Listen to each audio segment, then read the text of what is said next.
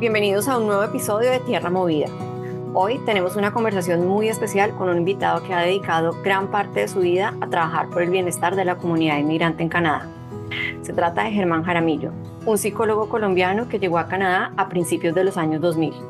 Desde entonces, Germán ha estado profundamente comprometido con ayudar a las familias y a las personas promoviendo una muy buena salud mental. Además, coordina el segmento Hablando con la Comunidad en el programa Conexiones, que es transmitido por la radio de la Universidad Western cada domingo. En este episodio, Germán nos compartirá su experiencia personal como migrante y nos hablará de la importancia de expresar lo que sentimos, algo que es fundamental en el proceso de adaptación en un nuevo país. Bienvenido, Germán, a Tierra Movida, y gracias nuevamente por recibirme. Un contexto ahí para los que nos están escuchando. Esta es la segunda vez que grabamos la entrevista porque lastimosamente la primera vez tuve una falla técnica y no quedó grabada, pero bueno, aquí vamos a la segunda y con toda. Bienvenido. Soy un convencido de que todas las cosas pasan por una buena razón y esta pasó para volverte a ver y estar aquí nuevamente contigo y con el programa y con todos los oyentes. Mil gracias, Cata, por volver a que eso haya sucedido, no como intencionalmente, pero pasó y bueno, y aprovechamos las oportunidades como debe de ser. Así será. Vamos a tener una conversación más profunda y más detallada todavía.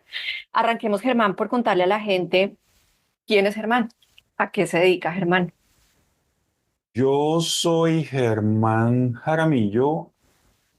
Como ya lo saben, de Colombia. Nací en Cartagena hace ya 53 años y pienso que he tenido una vida de oleadas de migración también. Desde cuando nací en Cartagena, a los 15 años me mudo para Bogotá. Mi primera, podría decir, mi primera emigración oficial. Y duro 15 años en Bogotá y luego de esos 15 años en Bogotá me vengo para Canadá y esa es mi segundo momento de migración. Eh, Como siempre lo he dicho, basamos nuestra vida tratando de adaptarnos al cambio y de eso se trata. Hacemos procesos transitorios de duelo y no solamente se da en el momento en que dejas algo para irte a algo, sino también los procesos de transición de duelo se ven en todas las etapas de la vida. Así que podríamos decir que he sido un emigrante con muchos procesos de transición de duelo. ¿Y a qué te dedicas hoy en día? ¿Qué haces aquí en Canadá? Bueno, en Colombia terminé psicología clínica en la Universidad Católica de Colombia en Bogotá. Luego hice una especialización, cosa interesante, me llamó mucho la atención la parte de cómo poder mezclar la psicología con el marketing. Y entonces hice una especialización que solamente en ese momento estaba en Sudamérica, que se llamaba Psicología del Consumidor. Y ahí estuve haciendo ciertas asesorías sobre eso, sobre saber cómo el cliente compra, consume y todo eso.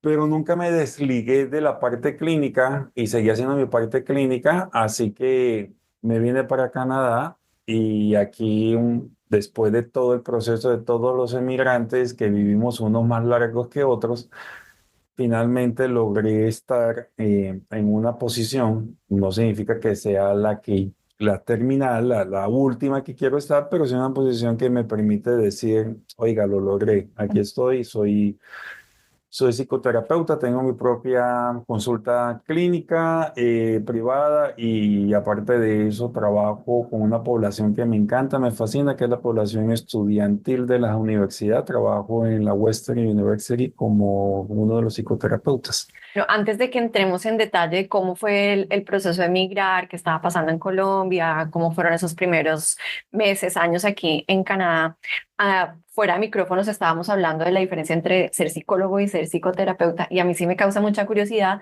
y me gustaría que nos ampliaras un poquito más eso, además porque yo sé que este espacio, este podcast lo escuchan personas que quieren venir o ya están acá y están buscando cómo ejercer y, digamos, homologar su profesión acá. Entonces, cuéntanos un poquito sobre eso.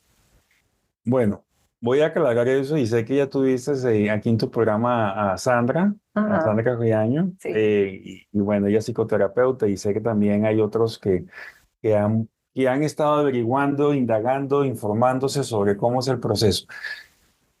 Para no hacer la respuesta muy larga, corta, te digo la diferencia realmente para nosotros que venimos de un esquema de estudio distinto de los países latinos, en donde ser psicólogo, tú terminas tu carrera de 5 años o de 6, dependiendo si estás en la nocturna o si estás en el día, y que al final tú decides cuál es la especialización que quieres, que son los 2 últimos años que te dicen, bueno, me voy como profundización en la clínica o en la educativa o en la organizacional.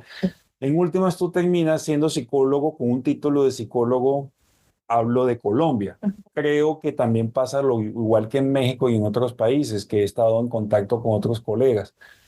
Entonces, tú terminas como psicólogo y, y en Colombia y en otros países, el hecho de terminar como psicólogo, desafortunadamente, algunas personas que terminan con el título de psicólogo, me imagino por condiciones económicas de nuestros países, sienten que tienen la habilidad y la capacidad de ser psicólogos clínicos y no es así. Para ser psicólogo clínico se necesita un poco más de profundización.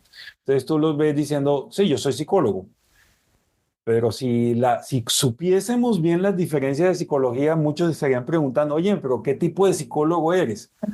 Y así pues nos evitaríamos que a veces el psicólogo estaría diciendo, sí, no, yo te puedo atender. Y hay muchas veces que el psicólogo atiende desde una parte clínica cuando no tiene los skills, las habilidades de hacer. Ahora, te hago esa diferencia porque en Colombia también no hay claridad sobre, voy a un psicólogo y creo que todo psicólogo que sale como psicólogo inmediatamente puede ser psicólogo clínico y eso es un error garrafal, tanto para el que lo consulta como aquel psicólogo que dice si yo lo puedo hacer. Ahora, cuando llegamos a estos países, aquí vemos claramente la diferencia, Cata. Entonces, cuando llegamos aquí nos encontramos que es que ser psicólogo aquí no es solamente haber terminado mis estudios, que acá se le llama bachelor degree. No, no es solamente haber terminado mis estudios en psicología, sino que ser psicólogo en Ontario, acuérdate que este país que es hermoso, divino, tiene 10, en las provincias y los territorios, cada uno tiene una legislación distinta. Hablando de Ontario, nos vemos que el psicólogo de acá no es psicólogo. Independiente que yo venga desde Colombia como clínico, no soy psicólogo, porque acá tengo que tener primero una maestría y después hacer un doctorado en Ontario. Aclaro, Ontario. En ese momento, cuando tú llegas al doctorado, es cuando tú puedes aplicar al colegio de psicología, de psicólogos, como psicólogo en ese estilo, con doctorado. También puedes aplicar como asociado y no necesitas el doctorado, necesitas hacer la maestría, pero tienen otras cosas. Entonces, ¿qué sucede? Que yo soy psicólogo clínico, yo no tengo el doctorado, entonces me dediqué a hacer la maestría. Hice una maestría en psicología clínica, la saqué, pero con esa maestría no me da para llegar al colegio de psicólogo. Entonces, ¿qué hago yo? Aplico el colegio de psicoterapeutas. Ahora bien, ¿cuál es la diferencia entre psicoterapeuta y psicólogo? Ninguna, ninguna, no existe. Sino es, para mí siempre me he dado cuenta que es como la manera de darse, de no pesarse las mangueras entre esos dos gremios y como que el Colegio de Psicólogos de Ontario dice, oiga, ¿sabe qué? Yo me doy cuenta que ustedes aquí están abarcando mucho de nuestro terreno, hagámonos pasito, está bien, yo lo voy a dejar a usted, no lo voy a molestar tanto, pero solamente hay una diferencia, que los suyos en ningún momento se pueden poner el doctor o decir doctor Jaramillo, no pueden presentarse como doctor y aparte de eso no pueden diagnosticar. Entonces el colegio de psicoterapeuta dijo, uy, pero ¿cómo así? ¿Esto cómo así? Dice, ¿lo acepta o lo deja? Entonces, para hacerse hicieron las paces, digo, ok, está bien, no hay ningún problema. Entonces, mi psicoterapeuta que está afiliado conmigo puede dar las mismas escuelas, puede hacer el mismo tratamiento, puede hacer todo lo que usted hace, sí, sí, sí, pero no se puede llamar doctor. Y aparte de eso, no puede diagnosticar. Ah, ok, bueno, listo. Es muy interesante esa forma como lo que en nuestros países conocemos como la gran carrera, llámese psicólogo, arquitecto, ingeniero. Aquí en el modelo, en la forma en que el mercado laboral canadiense está dispuesto, pues el ingeniero puede no necesariamente llegar hasta ser ingeniero, puede quedarse en cualquiera de las capas de la mitad e igual ejercer, digamos, con base en sus conocimientos y en sus habilidades. Es muy interesante ese tema. Brinquemos, Germán, al momento en que deciden venir a Canadá. ¿Cómo fue esa decisión? ¿Cómo fueron esos primeros meses? Cuéntanos un poquito sobre eso. No fue fácil, fue una decisión en donde no la tomas tú de la noche a la mañana, sino que te obligan a tomarla por condiciones, situaciones de seguridad. Eh, Eso fue, en- empezamos a mirar realmente venir a Canadá en el 2001, después de lo de las Torres Gemelas. Y nos venimos a Canadá en enero del 2002. Eh, no era lo que queríamos, como muchos de los inmigrantes dejando todo atrás, pero de alguna manera dejando bien claro que si salíamos era para desarrollarnos independiente de las circunstancias que se fueran a presentar. Y así lo hicimos. Llegué acá en una época en que todo me parecía feo, porque llego en invierno, y en invierno aquí, pues el que no conoce las cuatro estaciones, es una estación que tú llegas y tú ves todos los árboles hechos chamizo, Muy lúgubre. lúgubre, y yo decía que yo dónde estoy metido, qué es esto, que dónde está la belleza que me dijeron. Así que no fue fácil. No fue fácil el proceso, al principio no fue fácil, como muchos de nosotros y muchos de los oyentes le habrá pasado, pero pues de ahí vamos a seguir hablando. ¿Cuánto tiempo te tomó entender y cursar todo esto que ya nos explicaste acerca de tu profesión? O sea, si llegaron en el 2002, ¿al cuánto tiempo pudiste ya encaminarte en tu profesión y ejercer? Como también lo mencioné en el momento que lo expliqué, Cata, yo llegué en el 2002 y a mí me tomó más tiempo por las condiciones que yo estaba viviendo con las características mías. Ujú. Me hago entender. Eh, yo estaba muy enfocado en lo mío, pero entonces llegan otras circunstancias en la vida. Llega matrimonio, bueno, yo llego casado, llegan hijos, eh, llegan otras cosas que empiezan a desviarte por el camino. Como digo yo, llega la vida. Sí, sí, empieza y podría decir que no fui el más autocontrolado en alcanzar las metas, porque en el caso mío conocí gente, incluso mayor que yo, en las mismas condiciones y fueron absolutamente, manejaron un sentido de autocontrol impresionante y se sacrificaron y llegaron mucho más rápido que yo a ejercer. Yo los admiro. Yo no tuve eso, pude haberlo hecho, pero pienso que me desvié un poco, pero era lo que estaba presupuestado para mí. Am, Hubo muchas cosas y me tomó en términos cortos, podría decir, para llegar ya a tener ejerciendo y con el título de psicoterapeuta, me tomó más de 15 años. Germán, una de las premisas como psicólogo que tú tienes es hablar sobre lo que sentimos.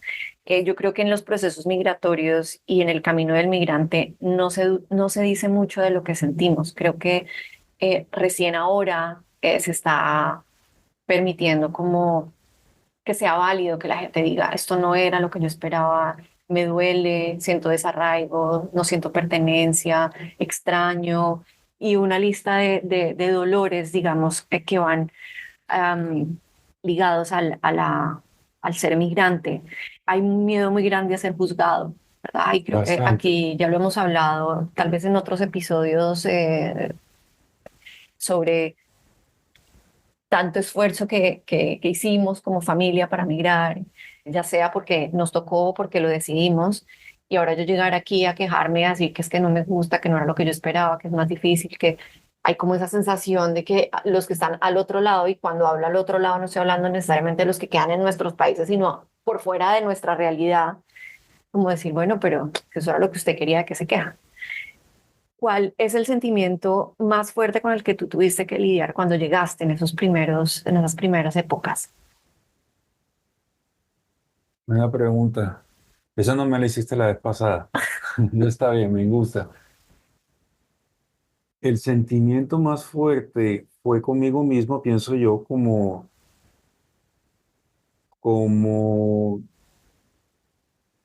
como saber que yo me sentía a veces, yo me acuerdo que en el colegio del ESL había un ejercicio que decía, la famosísimo ejercicio que a veces los psicólogos usamos y es, ¿a qué animal te asemejas y cuéntame por qué? Y yo me acuerdo que uno decía, esto, el león, y yo dije, yo me asemejo como un elefante. La respuesta mía del elefante fue porque me siento que tengo mucho conocimiento, mucha experiencia, tengo como que mucho poder, podría decir, pero me siento lento, me siento todo como los elefantes que caminan, pero no caminan finos, están como que tropezando y entonces yo me sentía como un elefante lento, me sentía como torpe, me sentía como, ¿sí? Entonces, pienso que era el sentimiento de creer en mí, saber que yo tengo un tren especial y que mi tren es distinto al de los demás y que mis estaciones son distintas y mi horario es distinto en este tren, pero yo eso no lo veía en ese momento. Yo me comparaba, yo sentía que tenía mucho para dar, pero me sentía lento, entonces era como que creer en mí, decir, oiga, va a llegar el momento, tranquilo, lo más importante es, no importa si su tren es lento o rápido, es ande, muévase, hágale. Así sea que vaya a 1 por 1000, mejor dicho, lo que sea, pero vaya. Entonces, yo no entendía eso. Es como mi self-confidence, mi autoconfianza todavía no estaba como que diciendo, oiga, sí, yo porque tengo que estar mirando los trenes de otros que van más rápido. Ujú.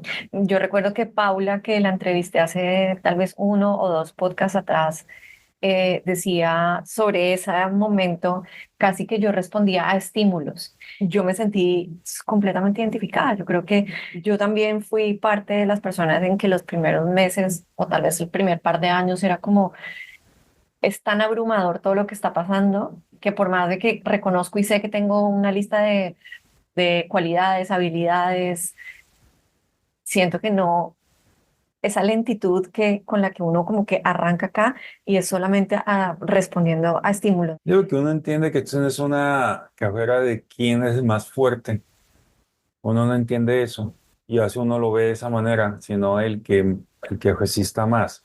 Y el resistir más significa darte cuenta de todas esas habilidades y confiar en ella y darte cuenta que es tu propio proceso. De acuerdo. Entonces uno no mira eso, uno está pendiente y uno mira que el otro se adelante y uno mira que y empiezan las comparaciones y uno dice, pero entonces ¿yo qué estoy haciendo? Pero no, te desesperas un poco. Sí, y tiene mucho que ver el ritmo de vida que traemos de nuestros países. Y el que estás creando acá también. Bueno, movámonos un poquito, Germán, hacia tu experiencia laboral en estos momentos, lo que estás haciendo. Un gran número de estudiantes en las universidades canadienses son internacionales. Algunas de las personas que han pasado invitadas son estudiantes.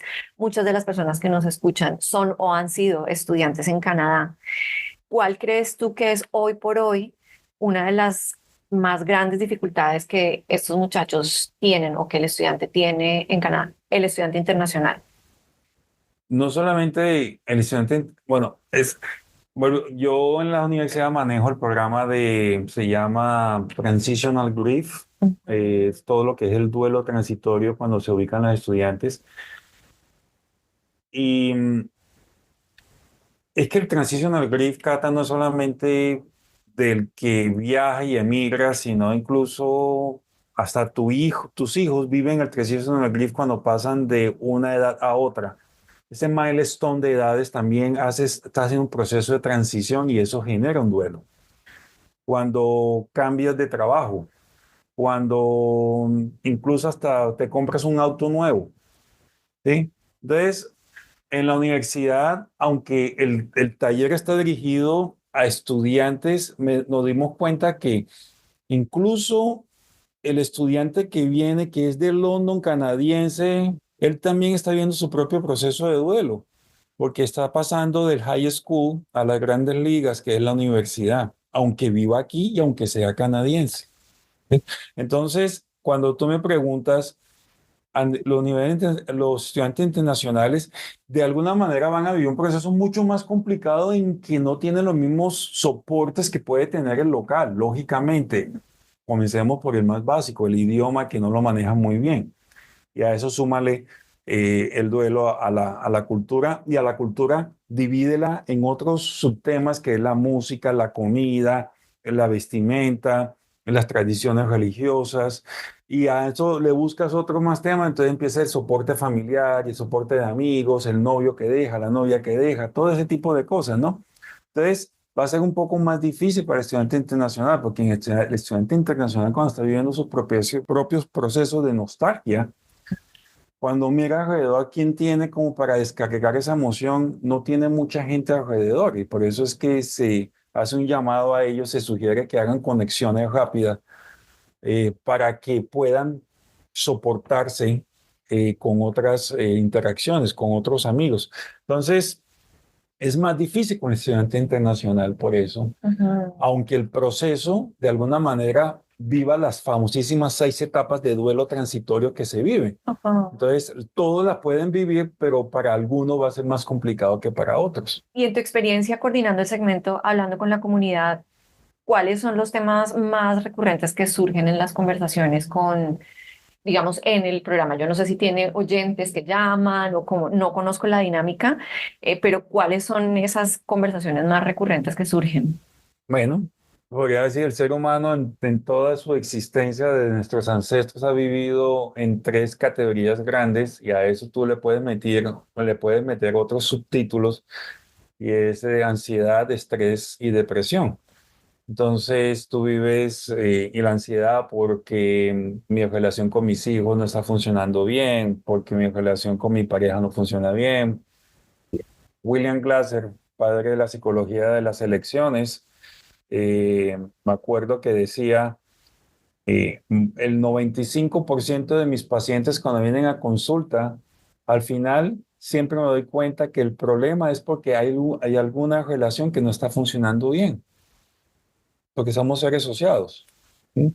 Y yo para mí es el 100%, porque el 95% es con el otro interdependencias, y el 5% restante, si tú me dices a mí, no, todas mis relaciones están funcionando bien, contigo mismo, esa es la razón más importante.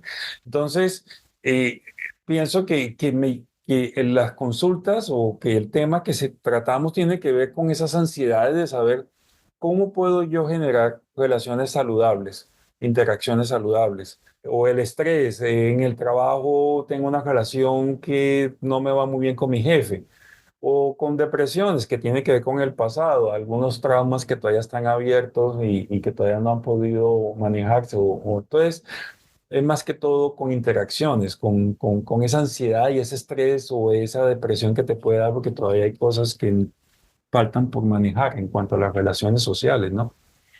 ¿De qué se trata la culturización? ¿Qué es exactamente esto?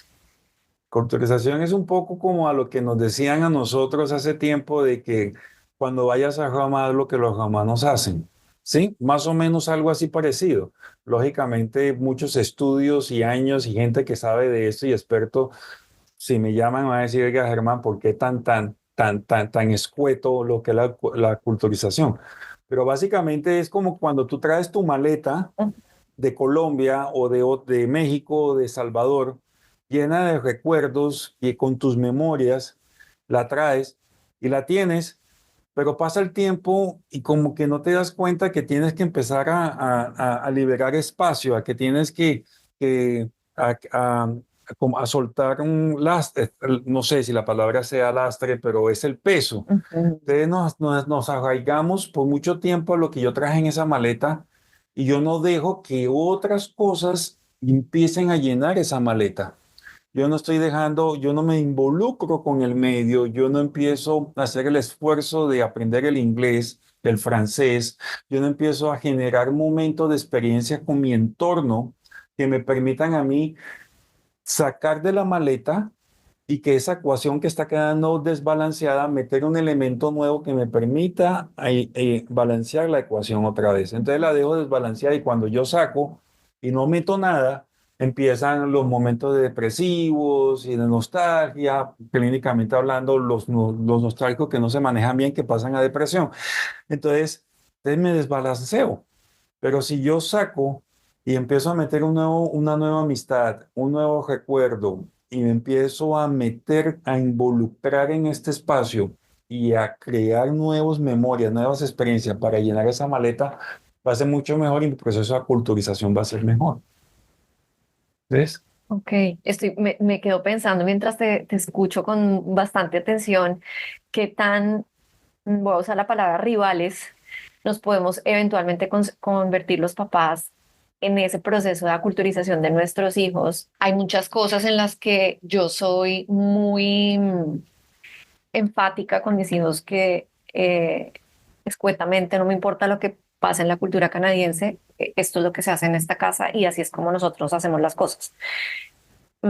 Sé que no soy la única, sé que hay padres inclusive mucho más estrictos y lo vemos nosotros con otras culturas, no propiamente las culturas latinas, en donde es casi que son guetos y donde ahí no entra nadie, pero digamos que volviendo a la cultura latina, veo un rango un poco más amplio desde los papás que dicen, no me importa que hasta que pierda el idioma, el español, o sea, y está el otro espectro que está como los un poco más como yo, que somos, bueno, pues en el colegio puede ser todo muy chévere y tal, pero aquí no se hacen pijamadas, los hijos duermen en casa, aquí nadie se queda a dormir, hablamos español en casa y otra serie digamos, de, se quiere reglas que no tienen otra intención que la de preservar un poco la cultura nuestra, pero entonces, ¿qué tanto rivaliza eso con la culturización? Ojo, no solamente nuestros hijos, sino pues al final nuestra también. En nada. Mm, El problema no está en lo que tú me acabas de decir. El problema radica es el cómo ok. tú lo aplicas. Si tú me lo, así como me lo acabas de escribir con esa manera tan amable, tan linda, tan, mira, y es que yo con mis hijos y en la casa se habla, y de esa misma manera tú llegas a hablar con tus hijos, acorde a las edades que ellos tienen y explicas la razón y le haces ver de una manera no impositiva, sino de una manera de llamado, de invitación, de sugerencia, en que, y le haces ver cuáles son los beneficios, y empiezas a trabajar de esa manera, yo no lo veo mal.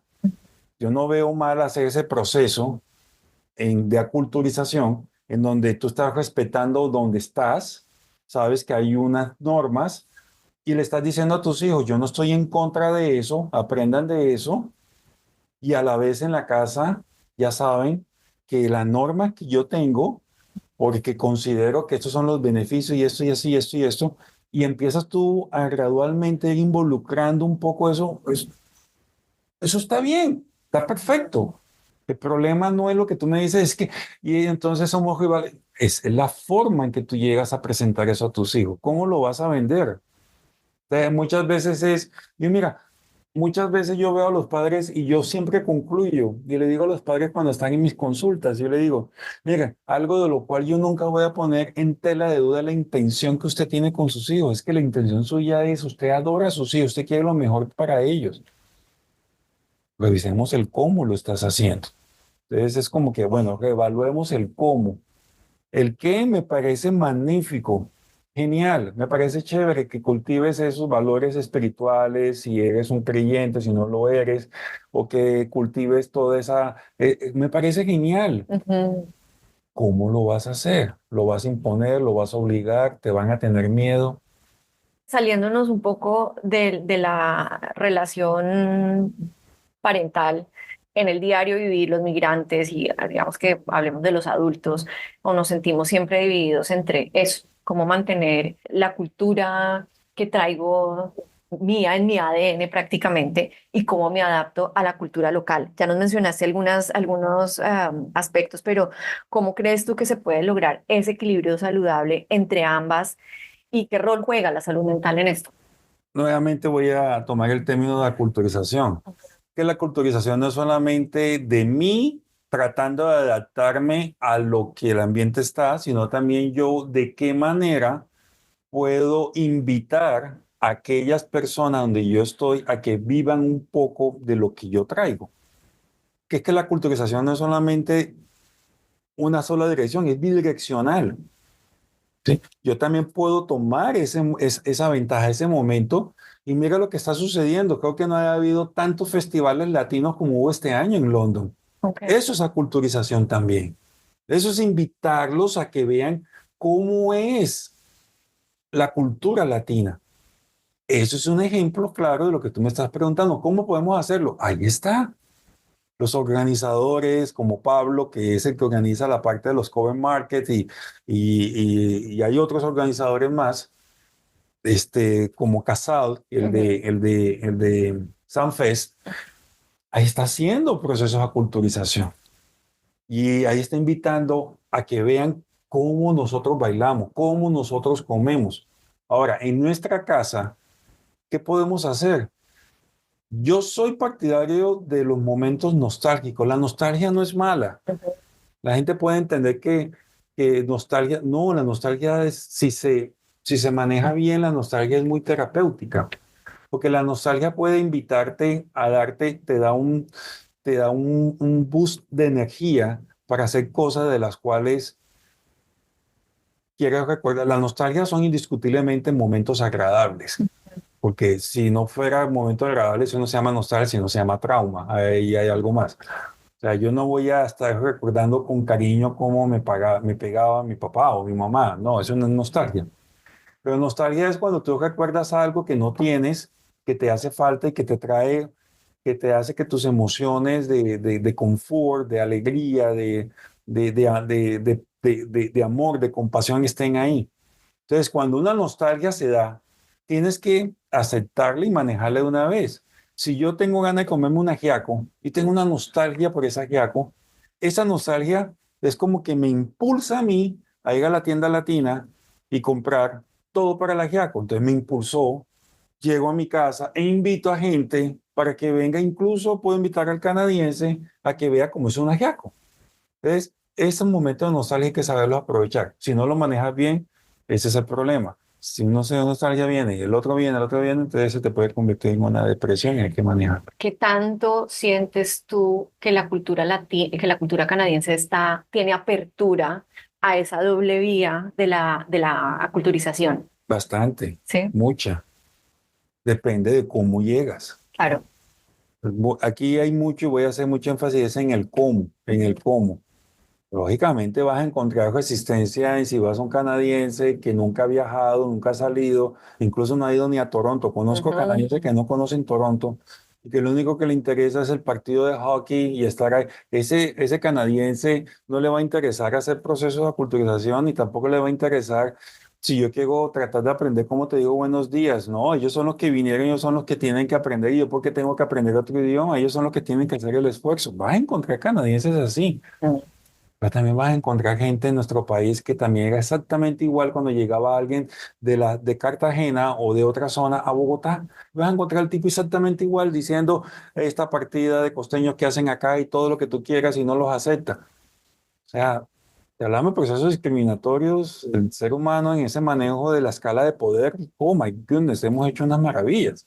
Ahora, estamos aquí y entonces inmediatamente toma más relevancia porque es que yo soy de la minoría, ya yo no soy de la mayoría, entonces por lo tanto, a cualquier momento que me sienta discriminado, voy a alzar la voz y a decir que no. Pero está ahí, yo conozco, a mí quien me dio las manos fueron canadienses, a mí no me, a mí las manos, sí, tuve gente que conocí latina, pero yo le doy muchísimas gracias a unas familias canadienses que me aceptaron y que no hablaban español y Mm. impresionante, impresionante y estoy muy agradecido por ello. El voluntariado es otra cosa de la cual aquí, si tú me preguntas qué es lo que más me ha impactado y en mi vida ha sido entender el valor del voluntariado. Nosotros no estamos acostumbrados a eso en nuestros países, Cata. ¿Qué valor le viste al voluntariado? Oh, Yo tengo mis uh, propios conceptos y opiniones respecto de esas, muy positivas, por cierto. personalmente, yo hoy por hoy estoy donde estoy gracias al voluntariado. Bueno, también es tu sistema de valores, ¿no? Tu sistema de valores es abierto a eso, adapta a la comunidad, al servicio, pues va a ser mucho más fácil. Y si no lo tienes, no significa que no lo hagas, significa que te va a costar un poco más. Pero este es un país que nació, se desarrolló y se seguirá desarrollando a través de voluntariados. O sea, el hecho de que yo dé mi tiempo sin que yo no reciba, que reciba un solo dólar. Eso para nosotros es como que, ¿cómo? ¿Yo dar eso? ¿Y dónde está la paga? Mm. Eso a mí, si tú me preguntas qué es lo que más me impactó, para mí, el hecho de saber hacer voluntariado. Y eso es lo que le enseño a mis hijos. ¿Eh? Al principio no vas a ver lo que tú quieres, pero al final, oh, la recompensa es enorme. Bueno, ya casi nos vamos acercando hacia el final, pero yo quisiera, Germán, que me digas qué mensaje le darías a alguien que está llegando a Canadá en los próximos semanas o que acaba de llegar y está luchando con ese proceso de adaptación emocional y cultural. Que sepa ser una Juanita sorda cuando tiene que serlo. No sé si te acuerdas de ese cuento de que había un pozo y había una cantidad de ranitas intentando salir de ese pozo y saltaban y saltaban y pasaba una que saltaba y saltaba y las otras le decían, no, no lo vas a hacer, no lo puedes hacer, no lo hagas, que no seas bruta, ¿cómo sigue? Pero y ella seguía saltando y saltando y pasaba todo el día saltando y saltando y todas le decían que no lo hiciera, no lo hiciera, hasta que finalmente salió del pozo. Y para hacer el cuento corto, porque es un poco más largo, la razón por la cual ella terminó saliendo del pozo es porque ella era sorda. Entonces a veces hay que saber ser Juanita sorda.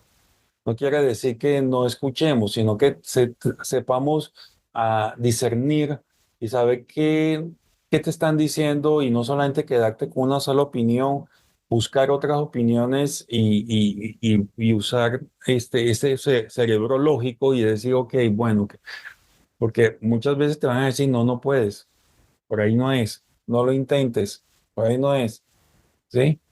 Y si te quedas solo con eso, pero si eres una Juanita sorda, quiere decir que, ok, te escucho, te respeto, gracias por eso, y vas y buscas y miras. Hay mucha ayuda en internet, puedes buscar, hay ayuda buena, no ayuda buena, y vas y averiguas, pero si te quedas con una sola información de una sola fuente y haces caso a eso, pues va a ser difícil que salgas de ese pozo como la ranita. Es muy cierto. Y yo quisiera agregar, siento como la necesidad de compartir este pedacito sobre lo que yo hice para maniobrar eso y fue rendirme a la situación. Yo batallé mucho al principio y nadé en contra de la corriente, muy rebelde, y llegó el punto en que pues exploté y fue un poquito catastrófico. Y ahí fue cuando me di cuenta que, muy cliché, pero el fluir con lo que está pasando, resistirse, es lo peor que uno puede hacer. Rendirse y dejarse llevar, ojo, tomando decisiones, obviamente, pero dejar de resistir a lo que estaba pasando y dejar salir adelante como venía el flow de las cosas, creo que fue algo que a mí Bueno, me funcionó sí, muchísimo. siento escuchar eso y cada persona está viendo uno no puede juzgar para nada. Hay personas que dicen, ah, a mí me tocó más, a mí me tocó. Sí. Yo sé que pasé yo te conté la vez pasada que yo estuve más allá que acá, después de un accidente automovilístico, en donde tuve que reaprender a caminar, a hablar, a comer, a todo. Y a mí el mismo sistema me decía, tranquilo, ya estás deshabilitado para toda la vida, ¿para qué te esfuerzas? No hagas nada, o sea, ya con eso ya prácticamente la sacaste del estadio, ya, o sea, te van a mantener el sistema. Yo no escogí eso. Y seguí, mírame aquí donde estoy. Qué bonito. Muchas gracias por compartir este pedacito así Mm. brevemente, brevemente. Esta es la parte donde tú me preguntas a mí cualquier cosa que me quieras preguntar. Esto es para que las personas que nos están escuchando conozcan un poquito más de mi historia. Sí. Entonces te paso el micrófono a ti para que me formules Vale, la pregunta. ahora soy el entrevistador. Ah, bueno, me encanta eso. Cata, ¿cuál ha sido el aspecto más inesperado de la vida en Canadá que piensas tú que te ha ayudado a crecer o a cambiar tu perspectiva sobre ti misma o el mundo? Hmm, qué pregunta más difícil, porque además es larguísima y hubo muchas cosas bastante inesperadas, pero y lo voy a ligar con lo que estaba diciendo antes de que me formularan la pregunta. Cuando yo llegué aquí y empecé a vivir en carne propia lo que significaba ser un migrante en Canadá, empezar una nueva vida en Canadá, y digo en carne propia porque uno cuando yo estaba en Colombia, leía, me informaba, trataba de buscar gente que viviera acá. En aquel entonces Estoy hablando año 2013, 14, 15. Digamos que el tema de los videos y de las redes sociales, obviamente que había Facebook, obviamente que había YouTube, pero no es la bomba que hay ahora, que hay un montón de contenido desenfrenado. En aquel entonces no era tan así. Entonces, digamos que lo que uno alcanzaba a ver era, pues, estar allá, mejor dicho, estar esperando a que yo llegue para ofrecerme 3 puestos, 4 puestos y yo arrancar a trabajar el día 15 mientras me instalo y llegar acá y ver que no era así, para mí fue terriblemente frustrante. Yo me sentí durante muchos meses, casi que durante los primeros 2 o 3 años, me sentí engañada. Alcé mi voz en diferentes espacios públicos en donde yo decía, ¿cómo puede ser que el sistema de migración canadiense no se hable con el sistema del mercado laboral canadiense? Para mi caso específicamente, que yo llegué aquí como residente permanente. ¿Por qué Canadá sale al mundo a decirle a los mejores profesionales del mundo, hey, mi país está buscando ingenieros, mi país está, porque así era lo que nosotros veíamos en Colombia, mi país está buscando gente, expertos en mercadeo, mi país está buscando, y llegamos acá y lo que ofrecen son trabajos en Tim Hortons, trabajos que no está mal para un estudiante, que no está mal para una persona que no tiene las habilidades con las que sí llegamos muchos de los que hemos llegado acá. Y entonces eso me produjo una rabia, Germán, porque además yo me sentía completamente maniatada. Desbaraté una vida en Colombia, con 5 nos vinimos acá y ahora cómo desbarato esto acá para devolverme a Colombia. O sea, todo era tan complejo, tan abrumador, tan insoportable, esa es la palabra. Yo no soportaba todo lo que estaba pasando. Y ahí es de lo que hablo, el colapso del que ya he mencionado, porque no lo he hablado detalladamente. Y ahí fue cuando yo entendí, pues tengo que rendirme a lo que está pasando. Ya estoy acá, ya no batallo más. Entonces, digamos que si bien yo toda mi vida me he sentido muy orgullosa de ser una persona rebelde, creo que estando aquí en Canadá, esa rebeldía supremamente mal manejada me supo a cacho, como decimos en Colombia, y es una de las grandes enseñanzas para aterrizar un poco más la respuesta a tu pregunta. Aprendí a que ser rebelde es muy bueno y siempre fui saqué pecho diciendo, es que yo soy muy rebelde, pero me tocó en algún momento de mi vida comerme esa rebeldía completa y rendirme a lo que estaba pasando. Qué enseñanza, wow. Sí, muchas gracias por hacerme esa pregunta. Bueno, cerremos esto un poquito más alegre, un poquito más relajado y vámonos con el segmento de cierre, ¿te parece? ¿Qué pedazo de Colombia te gustaría traerte para Canadá? Las montañas, Mm. aquí donde yo estoy. He ido a Alberta, me encanta. He ido a British Columbia, me encanta. Pero aquí donde yo estoy no tengo montañas, las montañas. Para ti, ¿qué es casa? Calor o es todo, es soporte, es apoyo, es enseñanza, es escuela, es todo. ¿Has sentido discriminación o racismo en Canadá? Sí, claro, Con el paso del tiempo te has acostumbrado al frío me encanta el frío, y hasta ahora valió la pena venir a Canadá. totalmente, más del 100%. Germán, muchas gracias otra vez por recibirme, por tener esta conversación tan honesta, tan abierta. Te deseo muchos éxitos en tu carrera, en tu consulta y que vuelvas en algún momento a los micrófonos de Tierra Movida. Claro que sí, gracias nuevamente y cuenta conmigo en lo que necesite. Me encanta tu proyecto, Cata. Me parece que es un espacio no solo para el oyente, incluso para el entrevistado, como también para el entrevistador. Y creo que esa conexión es fundamental. Ahí estás abriendo esos espacios y te felicito y cuenta conmigo.